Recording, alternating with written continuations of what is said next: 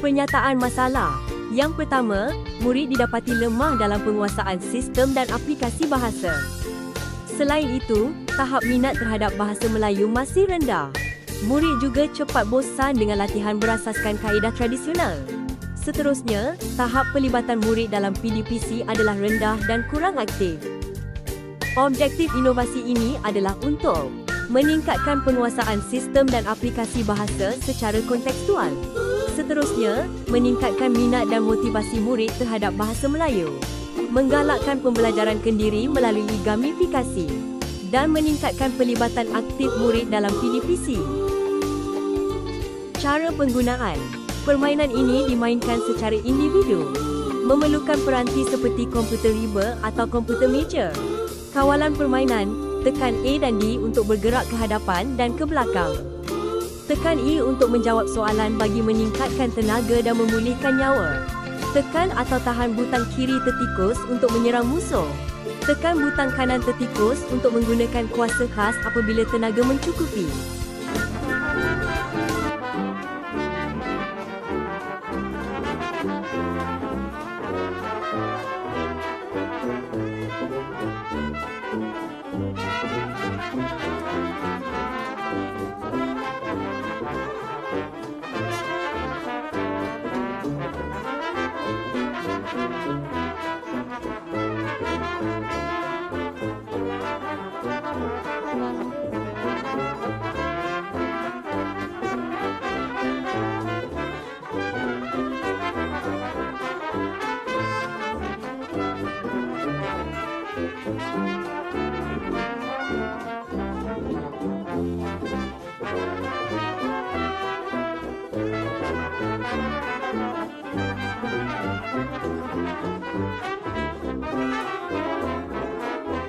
Impak inovasi terhadap murid ialah pembelajaran bahasa Melayu menjadi lebih menarik melalui pendekatan belajar sambil bermain.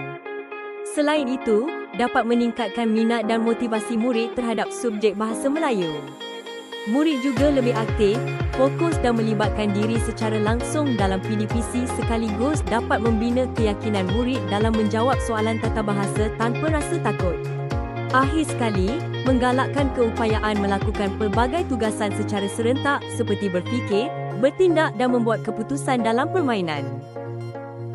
Impak inovasi terhadap guru. Memudahkan pelaksanaan PDPC tata bahasa secara lebih sistematik dan berstruktur. Mengurangkan kebergantungan kepada kaedah pengajaran tradisional yang kurang interaktif. Menyokong pelaksanaan pembelajaran abad ke-21 yang berpusatkan murid. Berfungsi sebagai alat pentaksiran formatif secara berterusan. Membantu guru mengesan tahap penguasaan murid dengan lebih cepat. Keberkesanan inovasi termasuklah membantu murid menguasai jenis kata dengan lebih sistematik. Mengurangkan kesalahan bahasa melalui latihan berulang. Meningkatkan ketepatan jawapan dalam latihan tata bahasa. Seterusnya, memberikan maklum balas segera untuk mempercepat pembetulan kesilapan. Serta menunjukkan peningkatan dalam prestasi latihan dan kefahaman konsep morfologi. Inovasi ini amat murah kerana tiada sebarang kos digunakan untuk menghasilkan permainan ini. Permainan video ini dihasilkan secara dalam talian. Potensi pengkomersialan permainan ini antaranya boleh dikembangkan kepada modul tata bahasa lain seperti sintaksis dan peribahasa, aplikasi mudah alih dan pakej pembelajaran untuk sekolah secara langganan. Manakala sasaran pasaran termasuklah murid sekolah menengah, guru bahasa Melayu dan pusat tuisyen.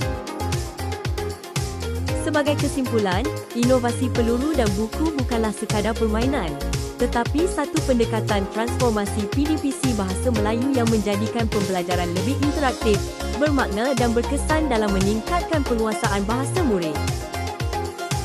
Sekian sahaja pembentangan inovasi kami. Terima kasih.